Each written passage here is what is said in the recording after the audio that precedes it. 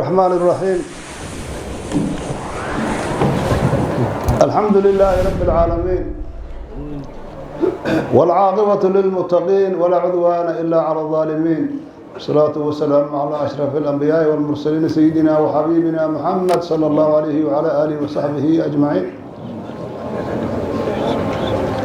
وقد قال الله تعالى: لقد جاءكم رسول من أنفسكم عزيز عليه ما عنتم حريص عليكم بالمؤمنين رؤوف رحيم. صدق الله العظيم. إخواني في الله، وقتكان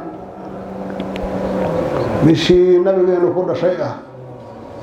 إلهنا مكانيون سوء قارسيبا نكم هذين الحمد لله. 12 bilood oo ilaahay u jideeyay koomkan inay lagu maamulo ayaa ilaahay mid kamida wuxuu ka dhigay bishii nabigeena uu koomka ku soo biiray koomkan uu yimiday calaamad gooniya ay dadka muxibbiinta u leedahay oo la yiraahdo waa bishii nabigeena dhashay. waxaan maleynayaa intaan isu timiday meeshaan inay xoolo ka qaataan isugumaysan imaanay waxa keenay waa maxabada nabiga calayhi salaatu wasalaam.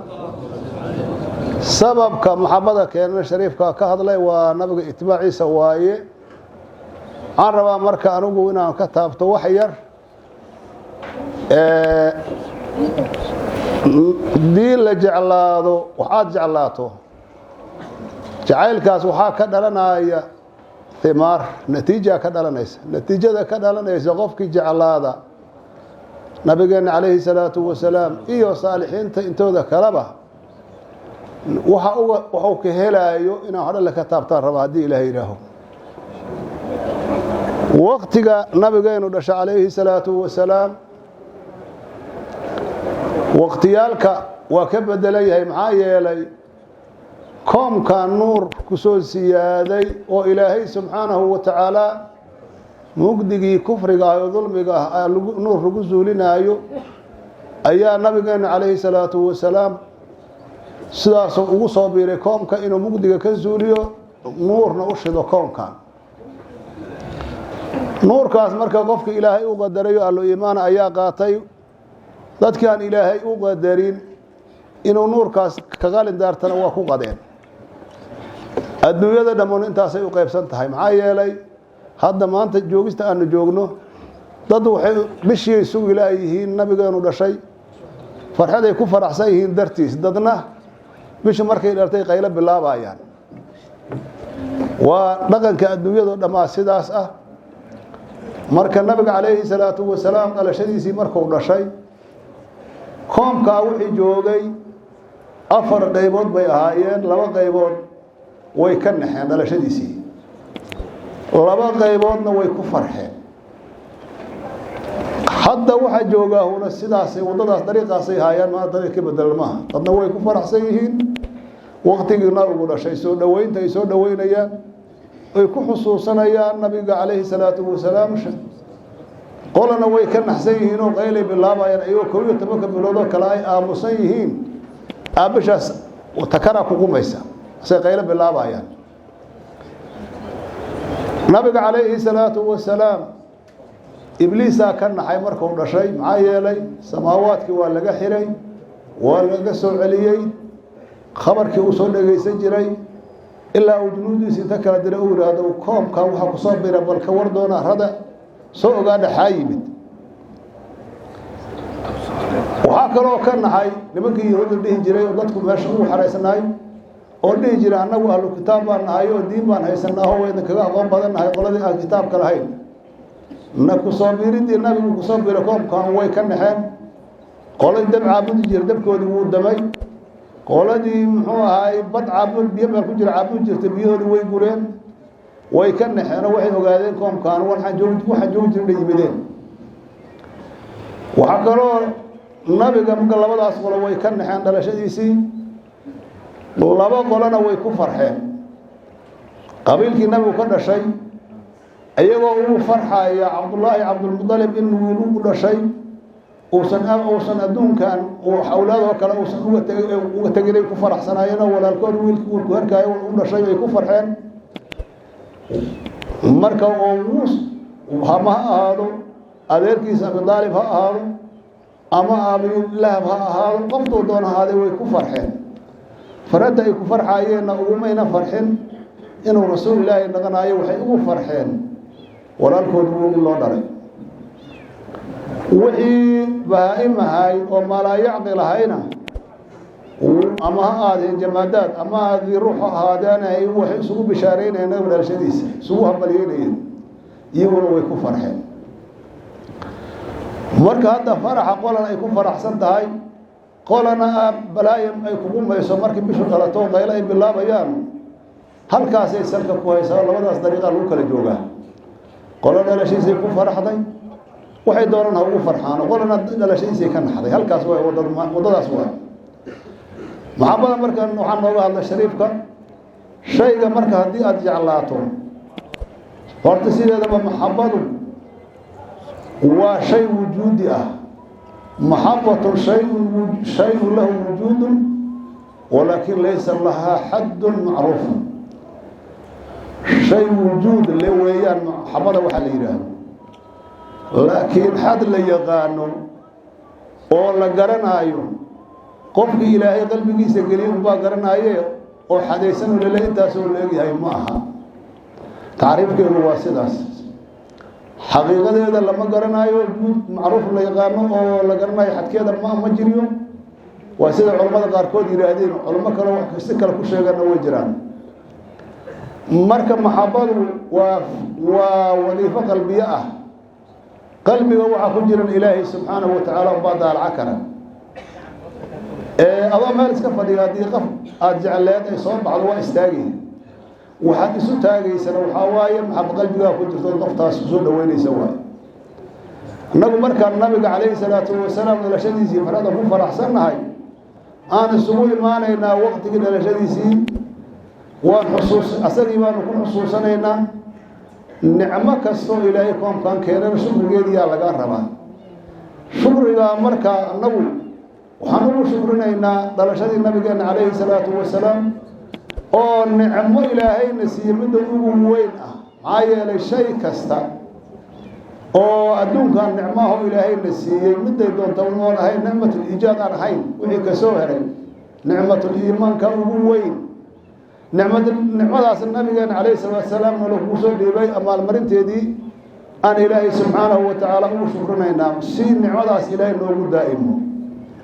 وأنا أركتينه مال كستا سنة كستا وسنة كده waa ka ziyaado badan yahay maadaama waqtigu uu noqday waqti dhibaatadiisu ay badan tahay dad nabiga laga cilaaya oo yimiday xaqu inuu muddo kor u kaco waa ku qasban yahay marka waxyaabo badan oo waxa jira qaraa'in ah oo haddii ay yimaadeen shayga xaalad asalkiisa hore uu ka guuraayo waxa laga yaabaa shaygu inuu mar waajib noqdo meel kale uu si kada oo ma jirto hadii uu waxa laga yaabaa inuu sunno noqdo oo sunnadaas ka guuro waajib soo bedelo xaalad timid darteed asagoo mubaax ah inuu sunno noqdo laga yaabaa xaalad timid darteed hadda hadii aad tiraahdo Ilaahay wuxuu ugu leeyahay in salaad dukado ama soomo nadarkaas adigu aad ku nadartaya waajib ka dhigay masaajidka ku i'tikaafo ayaa nigeysta tiraahdo iska soo gasho iska fariisto niyatul i'tikaaf aad tiraahdo i'tikaafkaas waajib kuma marka doonta bixi kartaa waa iska sunnah masaajid ku i'tikaafayso hadii aad ku nadartana wuxuu noqonayaa inaad masaajidka ka bixin waxa keenaya huna xaaladda nadarka waqtigan uga baadilku kor maray oo baadilkii la soo bulbulay aragteen waxyaabaha afarta koona ka yeeraya ilaa xoolaha farxadda nabiga dhalashadiisa lagu faraxsan la gowraca la gaarsiiyay inay yihiin xoolo baqtiyo la cunay la yiri saad ku aragteen dadka ahlu baadilka ah waxa laga yaabaa marka siirada nabiga oo laga hadlo iyo ilmaha haweenka iyo dadka aan culimada caamada la baro oo looga sheekeeyo awal marka hore mubax waay hal yiraaho sunna waay hal yiraaho hada waxaan leenahay waa waajib عايل النبي يا dadka in la nabiga la nacbaysiyo oo cadaawa nabiga qalbigooda lagu abuuraa dad isu taagan dariiqyahan ay u taagan yihiin 24 sano ay dadku u yeerayaan sidaa darteeda waxaan leenahay xaaladii hore uu ku jiray waa ka baxay waxaana ka saaray baadilka hadda dariiqyaha lala taagan yahay darteeda marka shaygu wuxuu noqday wadaka dariiq kale ayuu u baxay xukunkiisana waxaan leeyahay anigu shardiyahan haddii lay weydiiyo xukunkaas uu leeyahay waa waajib in mawlidka la isugu soo baxo la isugu yimaado tacdiimka nabiga wasalaam wuxuu yidhi lan yu'mina axadukum xataa akuuna axaba ilayhi min waladihi wa waalidihi wannaasi ajmaciin iimaan kaamila lagama helinin qofku intaan anigu ka ahaado mid looga jacayl badan yahay waalidkiisa iyo waalidkiisa iyo dadkoo dhan ogow haddaan maxabada nabiga lagaa helinin waxaad noqonaysaa qof iimaankiisa uu naaqis yahay ama asal iimaanba aan lahayn baad noqonaysaa marka natiijada marka maxabada ka dhalanaysa waa haddii maxaba lagaa helo iimaankaagu waa kuu kaamiloobay haddii maxaba lagaa waayana ama iimaankaagu waa naaqis ama iimaan asaaladiisii baa kaa maqanba hadba adiga inta la eg tahay maxaba la-aantaad intay la egtahay gaarsiisan tahay uuna noqonayaa nabigeena calayhi salaatu wasalaam xadiidkii uu wariyey anas ibnu maalik wuxuu yidhi nin baa u yimiday nabiga markaasuu yidhi mata saaca markaasuu wuxuu yidhi rasuulka ilaahayow saacadda qiyaamaha waa goorma markaasuu rasuulku yidhi maa caddata lahaa maxaa u diyaarsatay buuri ood rabtaa inaad ku qaabisho saacadda rasuulka ilaahayow uma aanan diyaarsanina wuri katiiru soom badan uma diyaarsan katiiru salaati uma diyaarsan walaa katiiru soomna uma diyaarsan walaa katiiru sadaqatana uma diyaarsan laakiin innii uxibu allaha wa rasuulahu ilaahay rasuulkiisaan jecelahay buuri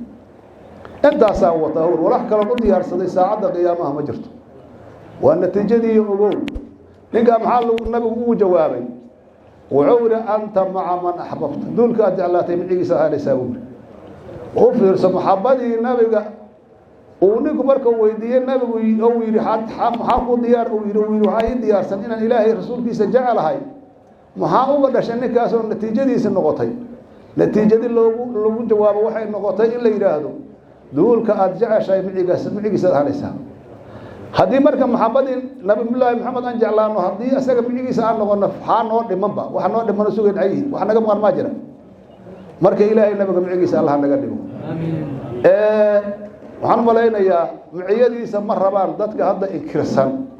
in laga sheekeeyo lagu farxo wadadan miciyadiisa inay noqdaan aan rabinin waayo kuwaas ilaahay ummadana allah ka zuuliyaan leenahay annaga qalbigeenna iyo ahalkeenna iyo awlaadeennana ilaahay wax nooguma daro meel kale allah u wado natiijada marka ka dhalanaysaahu maxabada nabiga la jeclaado xadiidkaas aakhirkiisa wuxuu ahaa anas ibnu maalik maa faraxnaa shay-an kuma anaan farxin faraxan farax shay aan ku faraxnay ma jiro yidhi hadalka nabigu yidhi ninkaas hadal aan uga farax badannahay ma jiro yidhi markaasuu isagu wuxuu yidhi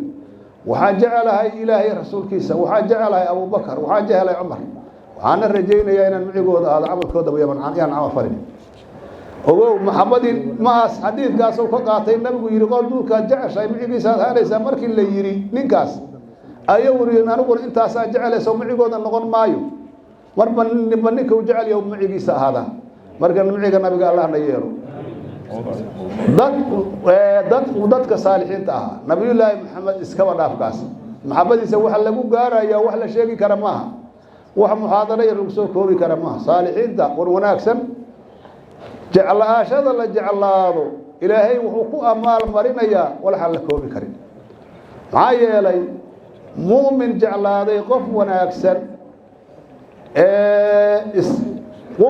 mu'min jeclaaday qof wanaagsan oo saalixa qof iimaan lahoo jeclaaday amaalmarinta ilaahay wuxuu ku amaalmarin doono ilaahay isagaa yaqaana waxaasaan ognahay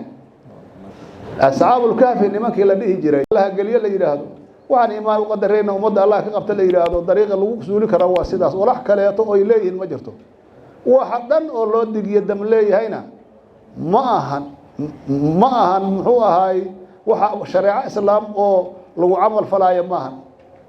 waxa loo digiyo dam leeyahay waxa waaye colaad nabi ilaahi maxamed nacbaan loo qaban leeyahay wax kala ma